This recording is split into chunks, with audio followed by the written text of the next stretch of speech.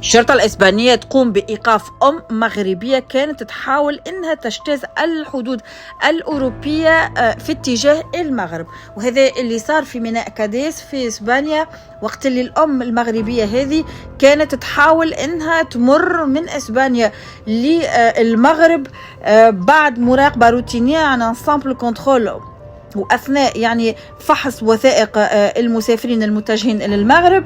الامن يحب يثبت في وضعيه المراه هذه وابنائها، وبعد التحريات يتبين انه تم سحب الاطفال من حضانه الام ووضعوا تحت رعاية المصالح الاجتماعية بفرنسا، وهذا بشبهة تعرضهم للاعتداءات.